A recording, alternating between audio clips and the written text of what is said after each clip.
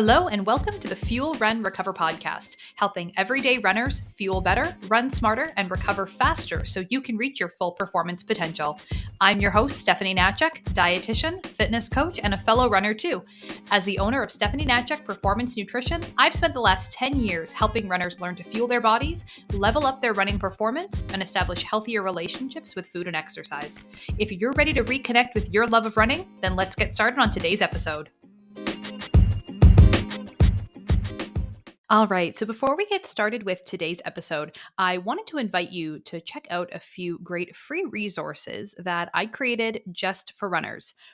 To get them, all you have to do is click on the link in the show notes or visit www.stephanienatchek.com.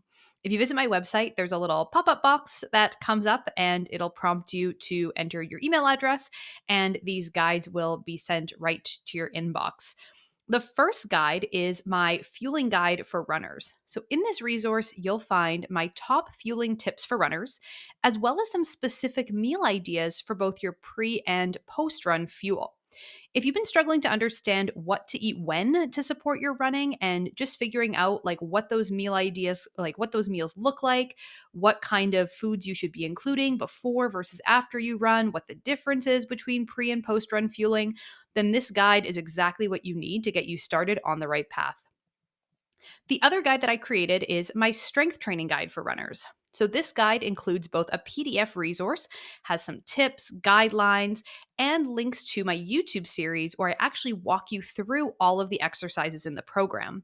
This is a great beginner strength training guide for runners who want an effective but efficient full body workout that helps support the key muscles and movements you need to run stronger and injury-free. So once again, both of these guides are available together. I have them put together as a little bundle for you. You can just click on the link in the show notes or go over to www.stephanienatchek.com. Enter your email address just the one time, and both of these free guides will get sent to your inbox right away. I hope you enjoy these resources and find them helpful in supporting you and your running. And now let's get into today's episode. Hello again, and welcome to today's episode. We're going all over the place today. This is going to be a really sort of fun episode. I'm going to take it in a couple different directions. But to start, I'm going to be sharing a little bit more about my running through pregnancy journey, my second trimester recap and review. We've also got some running and pregnancy Q&A that I want to talk about and, just kind of dive a little bit deeper into some of the recommendations around nutrition for pregnancy and balancing out eating and fueling and training and just all of those things. So this episode, like I said, we're going to go all over the place today. I hope that you enjoy it. I'm going to be talking a little bit about sort of my personal experiences and what's been happening for me over the last couple of months, and then also, of course, addressing your questions and some of the topics that people have been asking me about when it comes to eating as a pregnant runner. So the day that I'm recording this today, officially the first day of my third trimester. So as of today, I am 28 weeks. As you may or may not already know, if you listened to my first trimester recap a couple months ago, my husband and I are expecting a set of identical twins later this year. And so it's been just a whole journey through not only pregnancy for the very first time for me, but also a twin pregnancy. And you'll be hearing this episode in a few weeks when it is all ready and polished, edited, and ready for you.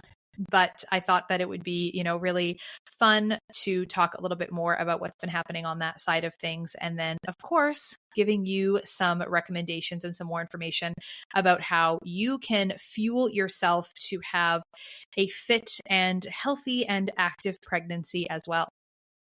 I also wanted to share before we get into all the details of today's episode that I'm really, really excited to have some other guests lined up. I'll be speaking with pelvic floor physiotherapist, women's health physio in an upcoming episode to talk about running and pregnancy from a physio or sort of that physical perspective. I'm so excited about that episode. So definitely stay tuned for that. All right. So to kind of kick us off, like I said, I'm recording this officially, marking the first day of my third trimester. And I just wanted to kind of do a little reflection and recap of how the last couple months have gone.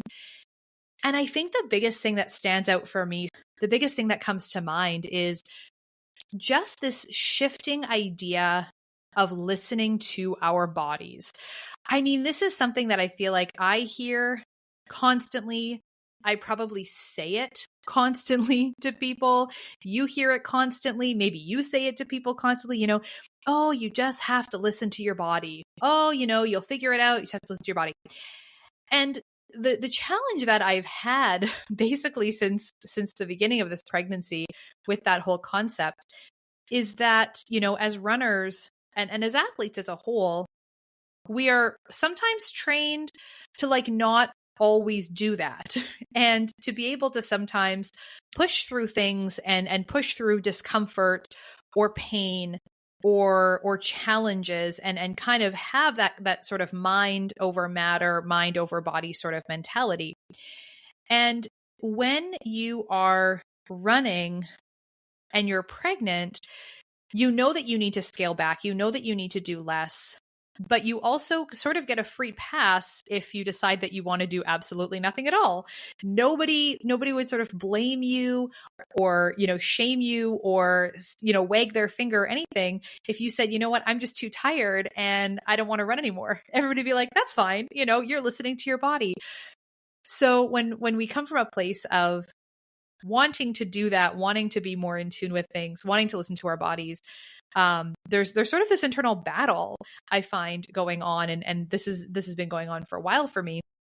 This internal battle of what can I do versus what should I do, and where is that threshold of maybe not needing to push further? And I feel like that is a huge gray area that no one can really give you an answer for. Because certainly, any medical professionals, certainly my doctor, I'm certain would tell me oh, well, you're obviously going to always want to be conservative. You're always going to want to err on the side of caution. If you have any kind of thoughts or concerns about anything, then stop and take a break and whatever. All of our official guidelines sort of say the same thing, that idea of listening to your body. And also to kind of layer onto that, listening to your body when your body is changing so much week to week. Listening to your body when you don't know your body the way you did a month ago, the way you did 3 months ago, the way you did 6 months ago. So I find that this concept of just simply tuning in and listening to your body is not really as straightforward as it's made out to be. And I think that has been probably one of the biggest struggles for me as we've kind of gone through this journey. So for anybody who is wondering, yes, today at 28 weeks pregnant, I am still running. I went out for a run this morning. We had some, what I would consider to be unseasonably beautiful temperatures out this morning. And I just absolutely had to get out and enjoy it before I started my workday. So yeah, I'm still running. I'm definitely down to three runs per week max, I would say. Not running far. I am not running fast, but I am definitely getting out there. My easy pace has slowed somewhat. I see a lot of women, sharing about how much slower they are. And I would say that my easy pace is probably about a minute slower than normal, maybe a minute and a half slower than normal. But what I'm really noticing is my stamina is down. So the challenge for me isn't necessarily the pace that I'm running at. It's just being able to run for prolonged periods of time, being able to run even for a mile straight is definitely getting to be far more challenging than it was before. At the beginning of my second trimester, earlier, so that would have been mid-June, I did complete the Manitoba Marathon Relay along with some friends. We had a great little team that we put together, and it's a 5-person relay. You complete the full marathon distance as a 5-person relay team. And so my leg for that relay, I think was, gosh, you think you're going to remember these things. It was just short of 10 kilometers, I believe. And, I was at 15 weeks at that point, and so it was really no problem to be able to run, that distance at 15 weeks. I was definitely getting a little bit of a baby bump, but it wasn't too bad, and I was fairly happy with my time. I mean, by no means was it a PR day, but I was pretty happy with how that went, and I didn't have to take any walk breaks or stop. But now, as the summer has gone on, that has definitely changed a lot. Now, what a lot of people, if you have run through a pregnancy, this may be your experience, or it may not be your experience at all. I'm sure all of us have really different journeys with how our bodies change and what changes in our bodies, and how that all kind of looks as we go through this journey. But I was surprised. I think the thing that surprised me the most during this trimester was not necessarily how much like my physical bump and belly have started to get in the way of things, but really how much the extra weight has made an impact on my legs and my endurance, and how hard running has felt from that perspective. So it's not that I'm feeling uncomfortable and that I feel a lot of extra weight in my core, but it's that, oh my gosh, I get back from a run and maybe I did like a 45-minute sort of walk run combination. So, just a couple of miles that I would have covered over those 45 minutes. But, you get back and I feel like I just ran a marathon. And so I think that's been sort of the biggest surprise for me, is not that it's been sort of the physical, discomfort or noticeable sort of change in my physical body, but the weight and how that's been really impacting my legs. I mentioned too that I've just been running really no more than 3 times a week. And I'm finding that I also definitely need more rest and recovery time in between workouts like runs. I am not a fast recoverer overall to begin with. Recovery is always something that I just take a little bit longer than other people do. But because of the additional leg fatigue, I'm definitely needing to space out my runs a little bit more. But I have definitely filled that in with more walking on other days. I've also gotten back into cycling a lot more, so doing workouts on my bike. And those have been great, just to have that balance and that variety. So I'm still definitely active every single day, still getting in my movement. It just hasn't been primarily or predominantly running like it would have been 6 months ago. I would say my energy is pretty good, feeling good about how much energy I have. I'm trying to get as much sleep as I can, get to bed early so that I can wake up early and start my day with a good quality training session. I would say that that's something that's hasn't been too much of a challenge for me. So what's really interesting, if you happen to have twins yourself and you're listening to this, or you happen to currently also be expecting twins, then of course, congratulations to you. And as you know, that when you are having a twin pregnancy, you are automatically higher risk, considered higher risk compared to a singleton pregnancy when somebody is having one baby at a time. And that sort of opens this whole new realm, whole new door of, more frequent follow-ups and scans and all kinds of things that go along with being pregnant with multiples. And, you kind of have your, what we'll call normal pregnancies, and then you've got your high risk pregnancies. And of course, within that category or that zone of higher risk, there are lots of different levels that you can be at. So, I mean, I am not a medical expert. I am not a pregnancy expert by any means. So don't take this, as scientifically correct if it isn't. But, in the grand scheme of things, this pregnancy is definitely higher risk, but not super high risk as a whole. What we do have to do, though, is go for very frequent scans. So ultrasound scans every 2 weeks, actually, we need to go for ultrasounds. And what they're doing in those ultrasounds is they are monitoring the growth of both babies. So they're tracking, they're measuring, they're getting an estimate of the baby's weights and baby size. And they are kind of plotting those and just keeping a really close eye, because the concern is that one baby might end up taking more blood supply from the other, therefore more nutrients from the other, and the growth rate of each baby might be very different. And so, of course, this is not something that you can prevent. Like, it's not something that we're able to stop necessarily, but having that frequent follow-up and just monitoring things allows us to potentially catch it early if need be. If it does get quite severe, then there are things that they can do to try to fix it or to try to kind of rectify the situation if it gets quite bad. But for the most part, we just want to keep monitoring. So the good news is that, here, as we are at 28 weeks, everything has been really good. Both babies are growing well. They're about the same size, very, very close, similar in size at this point. So that's really great. And of course, that gives me a lot of comfort and confidence in continuing to do all the things that I have been doing exercise-wise. Not that exercise, physical activity would be making a big difference, but, just for my comfort and everything like that, it's definitely important to make sure that you're doing everything you can to stay safe and, look after your pregnancy.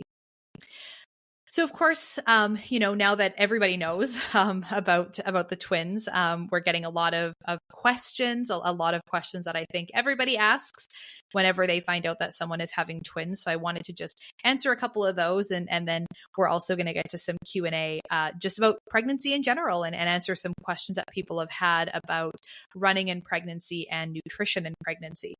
So the first question that I've been certainly getting a lot, and I think my husband has as well, has been, do twins run in your family? And the answer is no, not really. I think both of us have one set of twins as sort of like distant relatives, or somewhere kind of farther up the family tree.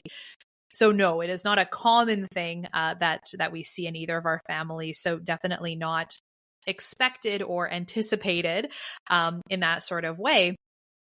But what a lot of people don't know is that the genetics around twins, so whether or not somebody has twins that sort of run in families, or, very commonly are seen in families, those are generally fraternal twins.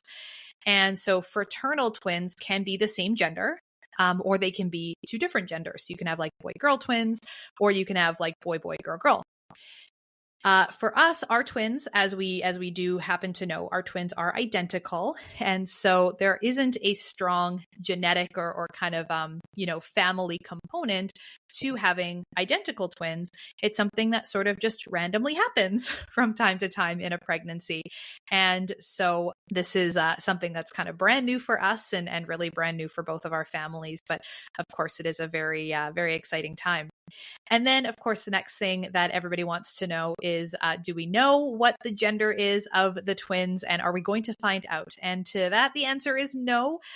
We are really, really trying to not find out. We have to go for ultrasounds every 2 weeks, as I said. So we are always getting scans, always a risk that we're going to, accidentally come across that information. Someone's going to mention it or sort of spill the beans. But so far, all of our nurses have been wonderful about asking if we want to know the genders.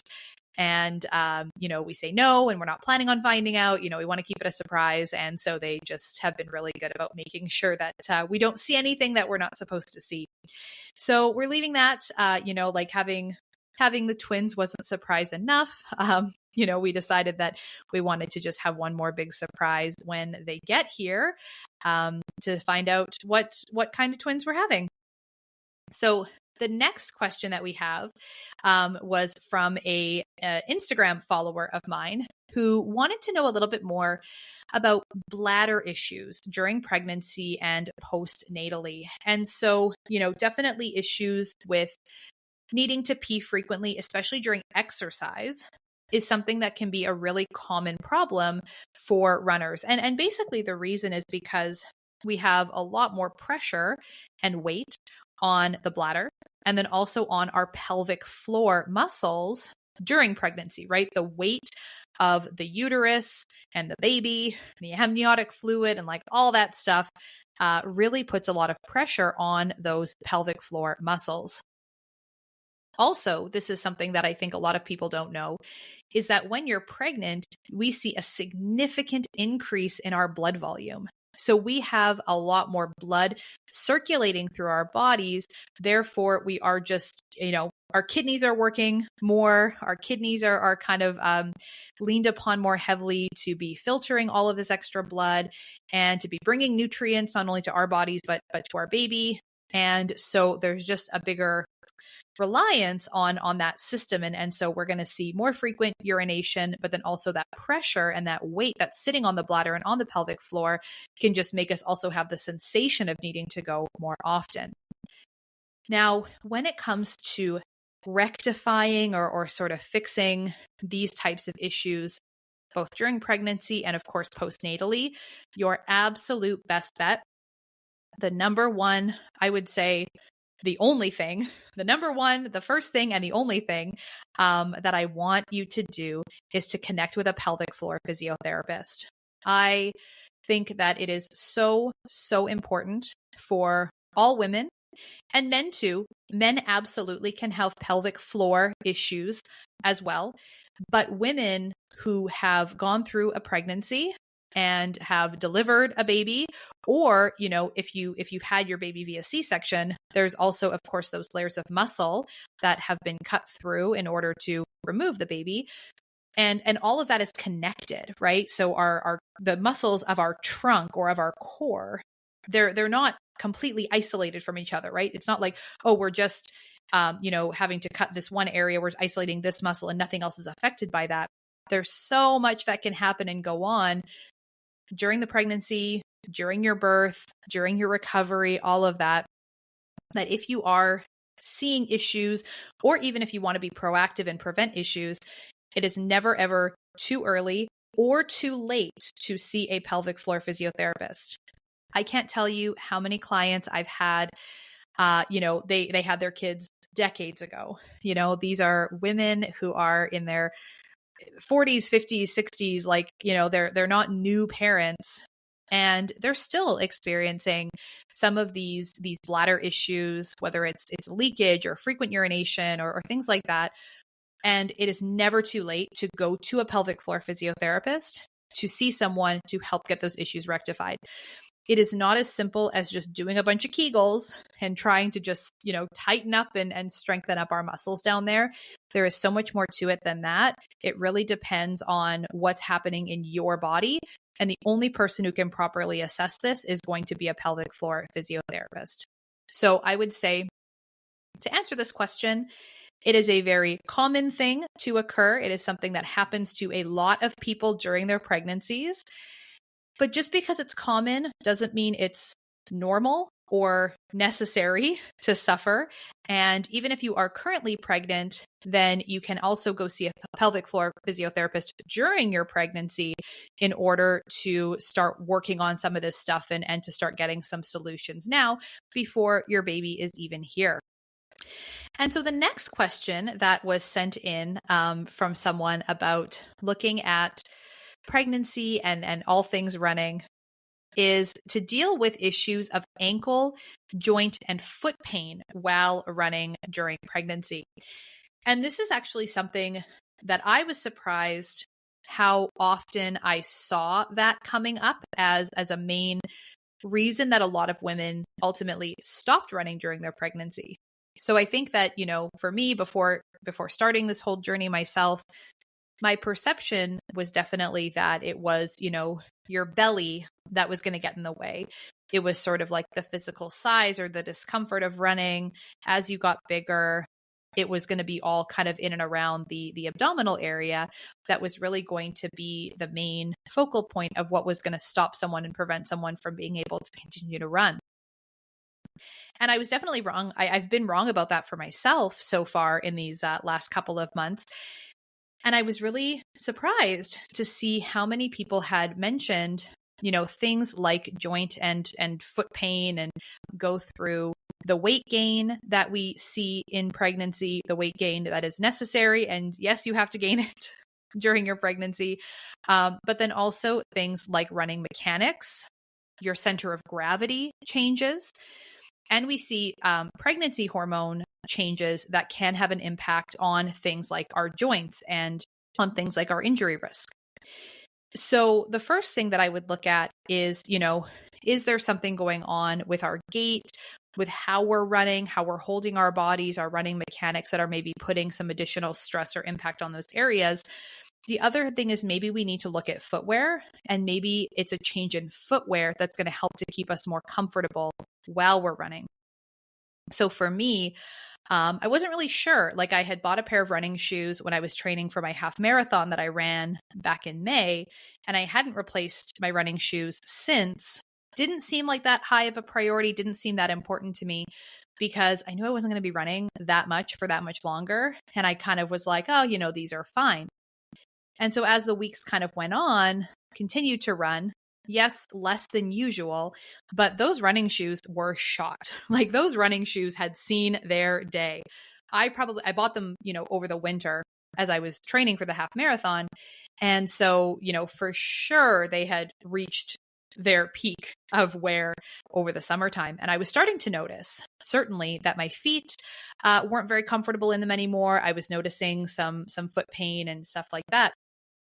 And so I figured that it was time to replace my running shoes. And so what I ended up doing was switching out the normal running shoes that I wear for a version of that same shoe, but one model different, one model sort of, I guess, up, I'll call it, one model up that has a little bit more cushioning and it's a little bit softer. And I just sort of did that because I thought, well, at that point, maybe I gained like maybe 15 pounds or something like that.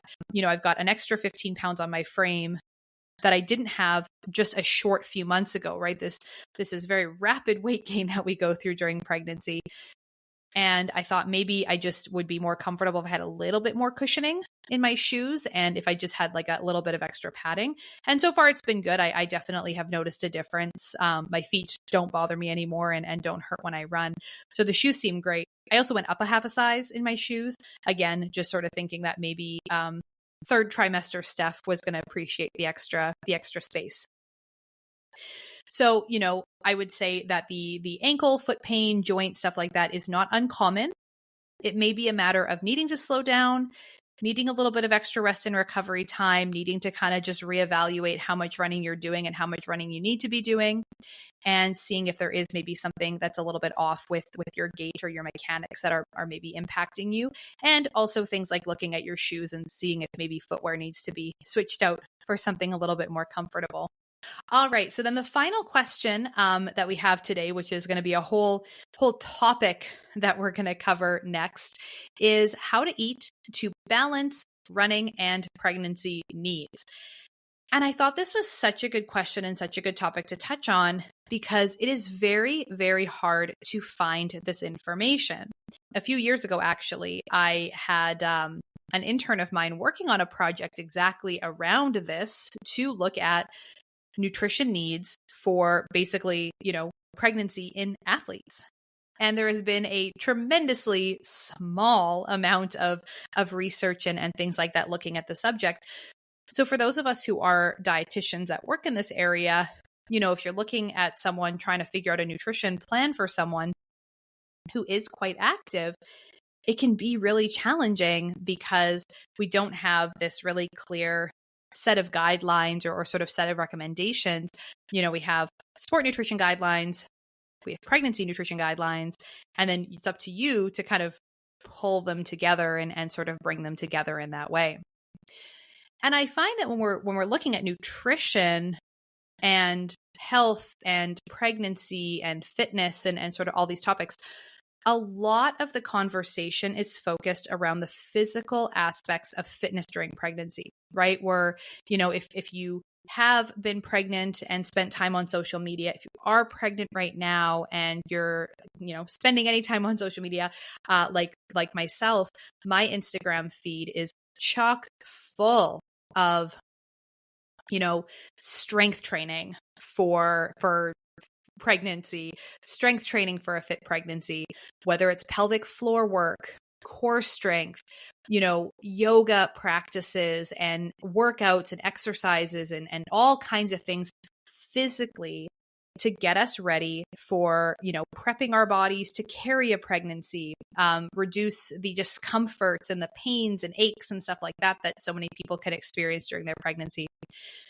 Prepping for delivery, prepping for recovery, getting through a delivery and recovery as, easily and as quickly as possible for, as much as that is even something we have within our control, and really emphasizing the importance of like strengthening our bodies and doing these specific types of workouts to prepare ourselves, for what our bodies go through during pregnancy and delivery. And then of course, when we have a baby to look after. And I find that much more rarely are we talking about nutrition as it relates to pregnancy, and especially nutrition and pregnancy for very active people. And this is too bad. I think there's a huge gap here that can sort of be filled, because it's sort of this layer of like nutrition and pregnancy and then nutrition and sport. And where are we sort of bringing those together? Like, where are we able to kind of combine those for those of us who do have, a higher level of fitness or volume of training going into a pregnancy and wanting to maintain that as much as possible? Yes, it's absolutely true that as we get closer and closer to those due dates, our activity level is going to decrease. But that doesn't mean that all of us are quitting or giving up, stopping our training, stopping working towards better fitness throughout this whole time. It just means that we're having to readjust things and, listen to our bodies. So the first thing I want to talk about is our energy or our calorie needs, and kind of touch on that briefly. So you probably have heard, decades ago, the advice was, oh, you're eating for two, you're eating for two, you're eating for two. So pregnant women were really encouraged to really increase their food intake, like almost sort of the mentality of like, eat as much as possible because you're eating for two. Now we know that is not really great advice, not super helpful advice, because we see then maybe an increase or sort of an overdoing it of pregnancy weight gain, sort of beyond what's necessary for just, the health and growth of the baby. And that can be really difficult for women then after pregnancy, who are, maybe having difficulty with either physical issues, whether that's like mobility or pain or anything like that because of those physical changes, or just getting back to a fitness level that you were used to being at before. So while we aren't eating for two, or in my case, eating for three, we do need more energy in our second and third trimesters to account for both the growth of our baby or babies, and also then the exercise that we're doing. And so there's sort of these two extremes, as it seems to be these days, there's always kind of these two extreme opposite ends of the spectrum. On the one end of the spectrum, I find that there is sort of the, oh, it's okay, you don't have to exercise, eat whatever you're craving, kind of don't worry about it, you're pregnant, like just put your feet up and relax and all that.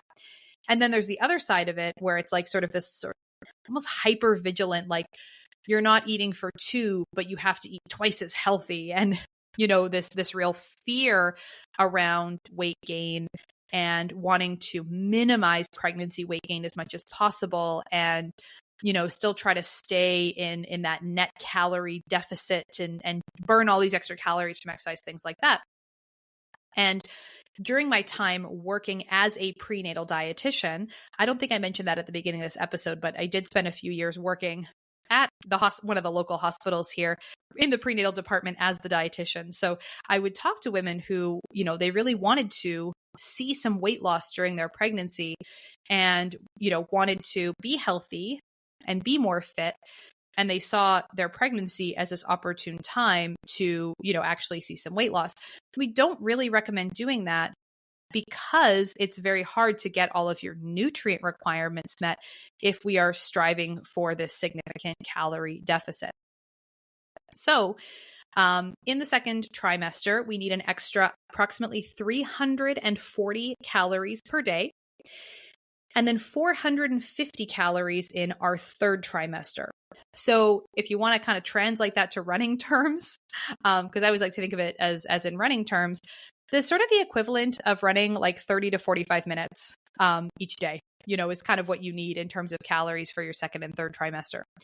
So it's not a ton of extra calories, right? Like we know that if we only go for a 30-minute run, we don't need to like eat a whole bunch of extra food the same way we need to really fuel ourselves well for like a 10 or a 20-mile run. But it's also not completely insignificant. So it might be, an extra small snack or two per day, or it might be a little bit bigger portions that you're kind of having at your meals to get in those calories. Now, if you are having twins, then we know that we basically want to double those numbers. So we're talking about 340 calories per baby or 450 calories per baby in your second and third trimesters. If you are having like higher order multiples, like if you're pregnant with triplets or quads or anything like that, we don't have great guidelines, to say, but all we know is that you need more. And same thing with like weight gain targets and stuff. We don't know, we don't have like super good kind of requirements or recommendations or how much weight you should gain, just because these types of pregnancies are so rare. We just know that you need to gain a lot. We just know that you need to eat a lot. So in that case, when we talk about, oh, you're eating for two, there is a point in these high order multiple pregnancies where, really nutrition and getting enough calories is going to be so key. But of course, it's not just about how many calories, the number of calories we're getting in, right? As most of us know now, it's that combination or that balance of the number of calories and the quality of our calories. So, a lot of people will say you don't need to be eating for two, but you need to be eating twice as healthy when you're pregnant. And I feel like even that can be a bit of a stretch. There has to be sort of a happy medium of meeting your nutrient needs and being able to indulge a little. And I want to make it really, really clear that I feel that way, not just in pregnancy, but with nutrition as a whole, right? There has to be a balance for everybody, pregnant or not, of meeting your nutrient needs, being mindful of calories and being mindful of the quality of the calories you're eating, but also being able to indulge a little bit. Because if we're too restrictive and we're following these like really, really kind of strict, limited sort of meal plans, really strict kind of limited sort of eating plans, that when we are pregnant, we tend to go overboard, or on our long run days, we tend to go overboard, or maybe when we're on vacation, we tend to go overboard. The challenge is that people are rarely able to stick to these very restrictive or low calorie or limited diets for a long period of time, like for the length of time we need and sustainably to see those results. If we find ourselves being able to follow a plan or do a thing for a short period of time, and then we're totally off the wagon, and then we're back on the horse for a short period of time, and then we're totally off the wagon, and pregnancy feels like 9 months of just a free-for-all with our eating or, anything like that. Like if there is a lot of concern around food choices and your relationship with food and fear around weight gain and concerns about how much, like if you're finding yourself going down that path and you're finding yourself kind of on that rabbit hole of feeling either really out of control around food, or you are going a little bit maybe over too far the other way with not thinking about your food choices and the quality of your food choices. Like if you're just feeling sort of really stuck here and it's not feeling good, then that's definitely something that I would be looking into and kind of reevaluating. Are you maybe restricting yourself or trying to restrict yourself so much in your normal day-to-day eating that you're seeing pregnancy as sort of this time to just, really, really sort of go wild with things? And this is a similar kind of viewpoint that I see a lot with runners who have a lot of trouble with their nutrition kind of weekdays and weekends, where it's, normally Monday through Friday, we can be super good and really diligent. And then when it comes to things like our long run days, it's sort of a free for all. And it's sort of the same idea and the same mindset that I think can get people into trouble, both, of course, as runners and then also if we're talking about pregnancy and kind of layering that on top of it. So on the topic of nutrition for a healthy, fit pregnancy, we talked a little bit about calories and, looking at the quality of those calories. And then also we have to make sure that we are consuming the additional energy we need for whatever we're doing for our workouts. So in our first trimester, we don't really need a lot of extra calories. At that point, our little embryo, little teeny tiny mini baby embryo is really too small to require enough calories for it to be like its own sort of energy source. So we don't need to be consuming all that much. But as I mentioned, in our second and third trimester, we do start to see some requirements for more calories.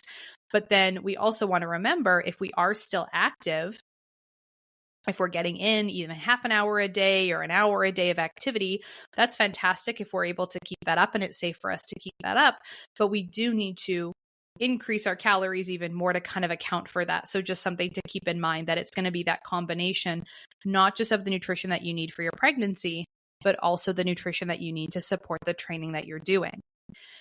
We also have a bunch of essential key nutrients that are important during pregnancy. I'm going to just talk about like a few, kind of a small handful that I kind of selected because these are ones that either everyone is sort of familiar with and I want to talk about it a little bit more, or because they're ones that I think people are often missing during their pregnancy and are maybe a little bit harder to get for some people. And so these are ones that I just want you to be aware of. And so this is not to say that other nutrients aren't important. All essential nutrients are essential. Essential literally means that we need them. We can't make them ourselves. We need to get them from food or supplements. And so this is not to like downgrade anything else. All nutrients, all essential nutrients are key during pregnancy, but there are ones that either our requirement, our need for them increases during pregnancy, or they have a particularly important role to play. And I'm going to start off with one that I think most people, especially anybody who has been through a pregnancy, is very familiar with: folic acid or folate. And so this is a water-soluble B vitamin that is really important, especially very early in a pregnancy, because of its role in neural tube development. So our neural tube is basically the part of our bodies that become our brain and our spinal cord. And so this neural tube develops very, very early on in the first trimester of pregnancy. So it's something that can already be developed before we even find out that we're pregnant. For a lot of people, they find out they're pregnant and that ship has kind of already sailed. So this is why folic acid or folate are so sort of pushed, and I don't mean that in a bad way, but encouraged for people to take when they're just simply trying to conceive, because by the time you find out you're pregnant, this part of development, this crucial part of development, has already taken place. So the recommendation is that we get 600 micrograms of folate per day when we're pregnant. This can come from a supplement. So lots of prenatal supplements especially generally will have folate in them. Not 100% though. And it's very interesting when you look at the realm of prenatal supplements, there is no single formula for a prenatal supplement that all companies follow. There is tremendous variation out there in terms of what and how much of different ingredients and different nutrients and things like that different brands have. So just something that's really interesting to keep in mind when you are hunting for a prenatal, that they are not all one size fits all. Every brand does things a little bit differently with different amounts of things. But a lot of them, most of them, I would say, are going to contain your folate or your folic acid. The good news too, though, is that folate is also found naturally in a lot of foods. A lot of our plant foods are great sources of folate. And folate is actually added to grain products, like things that are made with flours here in Canada. And this is because we know how important it is for pregnancy. And so it's added to foods so that women aren't potentially missing out on this nutrient when they do get pregnant unexpectedly. So the fortification of grain products with folate has actually been a very effective public health strategy to reduce the risk of neural tube defects, which is when the neural tube does not close properly, and sometimes this can be related to a lack of folic acid in the diet. We actually have seen a very remarkable decrease in this happening with that food fortification.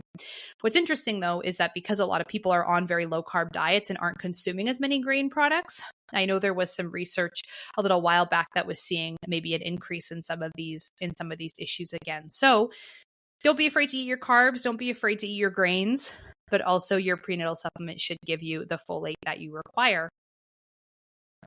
The next nutrient that I want to touch on is one that people are generally less familiar with, but it is still very important. It also plays a role in neural tube development. It also is important for the creation of DNA and development of the baby's brain. And it is called choline. Choline, we need about 500 milligrams per day in pregnancy.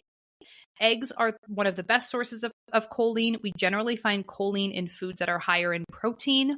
So this would include chicken, fish, beef, eggs. Like I said, to a smaller extent, dairy products are going to have a little bit as well, but it's those high protein foods that are particularly good sources.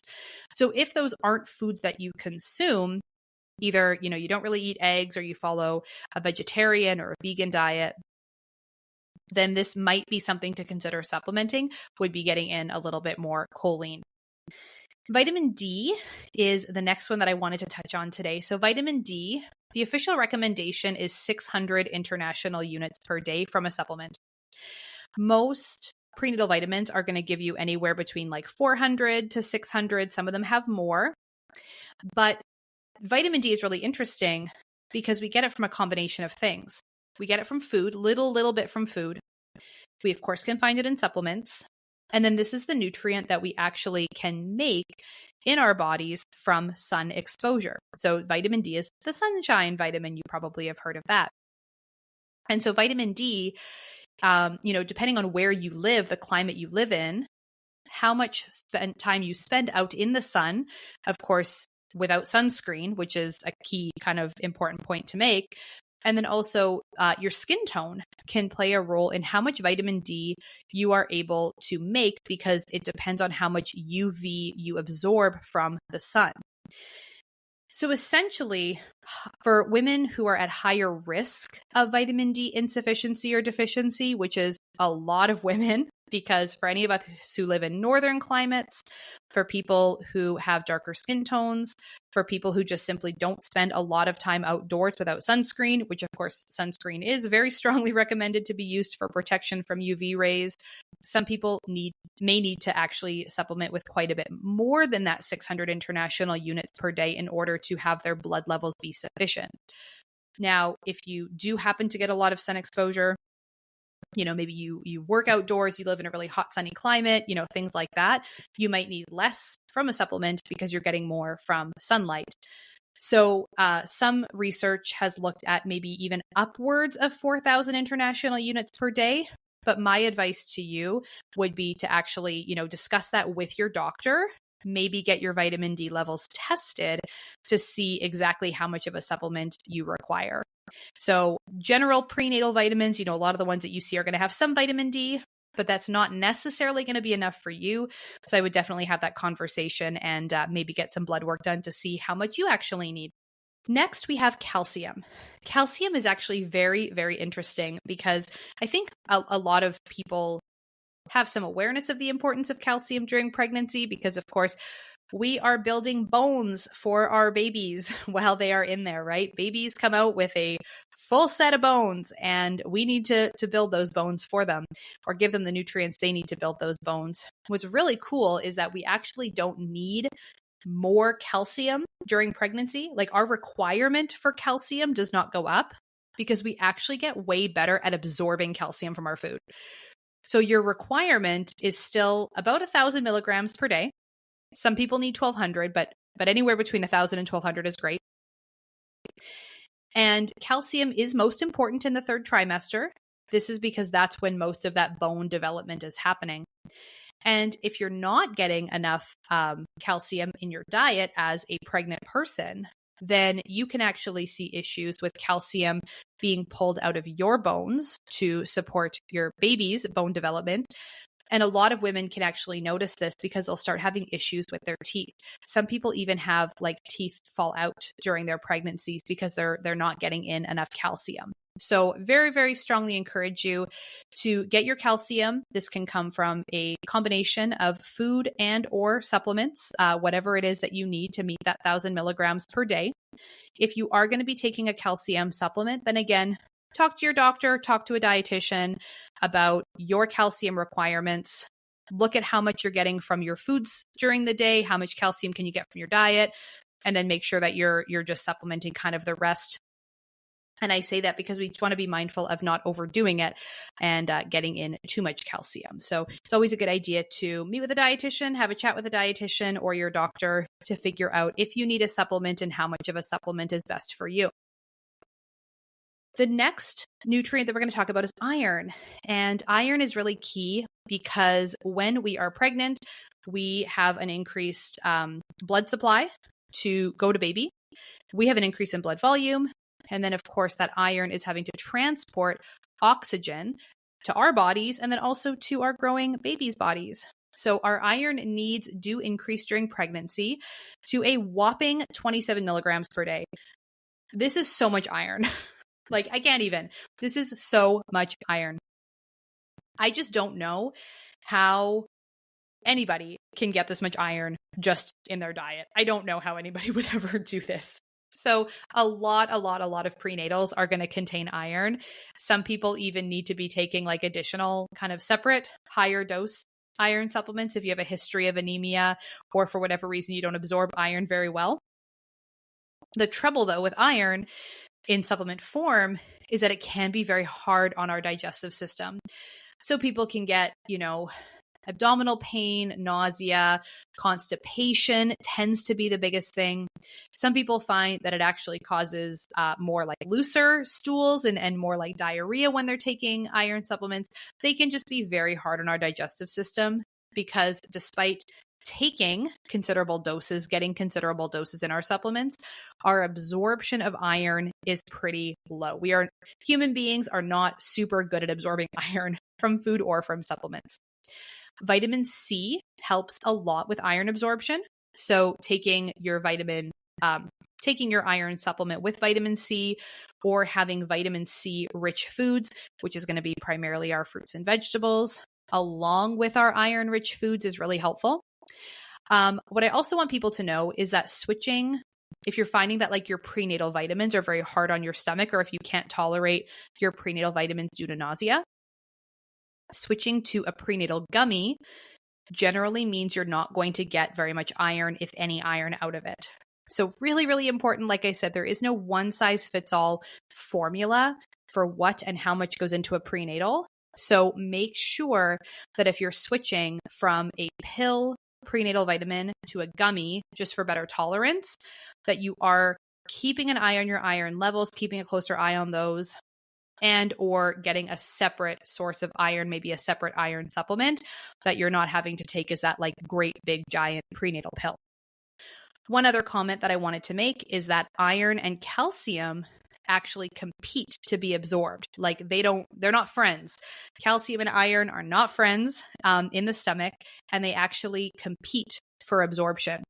So this is the other sort of challenge that we have with some of these multivitamin prenatal supplements that contain both calcium and iron. You're potentially not getting a ton of iron out of it because of that competition with absorption with calcium, and also that these supplements don't really have a source of vitamin C in them. So it's, important to be kind of shopping around, looking for a prenatal that has kind of specifically what you need, and then getting the rest of your nutrients from other dietary sources, other food sources, kind of separating it, having it at other times of day to make sure that you're not only getting everything you need, but also absorbing everything you need. This can sound very overwhelming. I completely understand that some of you listening to this might be like, wait, what? And just sort of, feeling very overwhelmed and confused by, you need this and that, but not together, and take this with this and that with that, and all kinds of stuff. This is what dietitians do. This is what we are here to help with. So, you can certainly reach out to ask me questions, and I'm always happy to be a support and, to meet with you, sit down with you and figure out a plan, or, getting connected with a dietitian who maybe works with your OB or works at the hospital where you're planning on delivering your baby. A lot of them have dietitians on staff. This is what we do. This is what we live for. It's, something that we've studied for many, many years.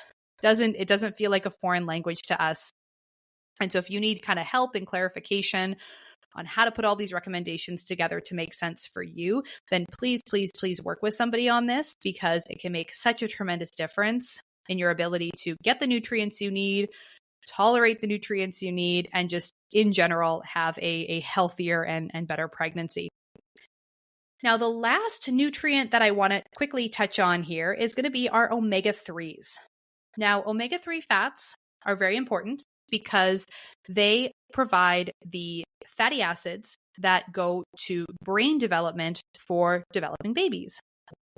So just like we talked about folate and choline and the importance of those for neural tube development, omega-3 fats are also in there in the mix, helping and supporting brain development for our little ones. So we can get EPA and DHA from low mercury, high fat fish. This could be salmon, sardines, anchovies. If those aren't really your bag, or if you're not really eating those too often, a supplement can also be a good idea. Now, of course, those foods that I mentioned, you may not eat those very often because you don't like them. For people who are vegetarian or vegan that don't consume fish, there are really, really good plant-based high EPA, DHA, omega-3 supplements on the market. So that's fantastic news for people who realistically aren't going to be eating fish too often throughout the week, or maybe not ever, to be able to get a plant-based EPA, DHA supplement that they can take, and they taste great, and they're a really good option for pregnancy.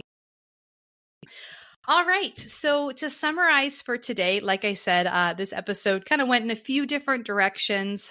I hope that you got something out of it. I hope that it was valuable for you to learn, to hear a little bit more about my personal journey, what's been happening for me throughout my second trimester, but then also, to get a little bit more information about how you can look at your nutrition. What are some things to focus on? What are some things to keep in mind so that you can also really dial in nutrition for your healthy and fit pregnancy? Running in your second trimester might be a bit easier than running in your first trimester, just depending on some of the symptoms you might have had early on. If you're listening to this as someone who is fairly early in their second trimester, you might be feeling really good. You might not have noticed a lot of changes in your weight or size or anything like that as of yet. So go ahead and take advantage, enjoy it, but just know that as you get closer to the end of the second trimester, it's probably going to get harder. You're probably going to have to slow down, take your time, maybe do a little bit less mileage or less frequency throughout the week. That's okay. Our goals might need to be adjusted, but we want to just keep moving and be as active as possible. Also recognizing that some days are going to be better than others. I cannot tell you how many times over the past 6 weeks, I would say, I have thought to myself, this has got to be my last run. This has got to be my last run. I was so fortunate to make it to the end of my Ultimate Frisbee season. I did not think that was going to happen. I never thought in a million years I was going to make it to the end of my Ultimate Frisbee season. And when we got to the end of July, I had just a few weeks left of the season. And I thought, oh, that's it. I can't do this anymore. I can't keep up. My legs are tired. I just can't get the speed going that I need to compete here. I think I'm done. And then, you know what? We had just a couple games left. I think we only had 3 games left at that point. And I was like, you know what? I'm going to show up. Maybe I will play a little bit less, let other people take a few extra points, but I don't need to quit now. I can keep going. And I sort of made that decision to go to the end of the season because, physically I could. There was no kind of risk. There was no need to stop. There was no safety concern at that point. It was just about how I was feeling. And then I thought to myself, well, I'm just going to be happy if I run until the end of August. If I can just make it to the end of August, then I'll be happy. And here we are, September 20th, and I went out and I did a 3-mile walk run. Didn't run the whole thing, but did a 3-mile walk run this morning. So, sometimes we think we have a particularly low energy or kind of rough day. And you might think to yourself, you know what, that's it, okay, I'm done. You don't have to necessarily give up. It's okay if you are done. That's totally fine if you are and you want to find other ways to stay active and other ways to stay fit during your pregnancy. That's great. But don't quit on your worst day. Wait and see. Maybe give yourself another chance when you're more well rested. when you're feeling more positive, maybe when you've had a bit of a better sleep, whatever that might look like. Don't give up on your worst day, and see if maybe you can get out another run in the future. So we all have to find that personal balance of listening to our bodies while staying safe, while staying active. And so I hope that you found this episode today helpful and valuable and took away some good lessons. Like I said, if you have questions, if there's anything that you personally need as you kind of go through your running while pregnant journey, then, I would love to connect with you. You can reach out anytime. Find me on Instagram. I'm at Steph the Runner's Dietitian. Send me a message and let's have a chat. All right. Thank you so much for listening to today's episode, and we will see you back here next week. Bye for now.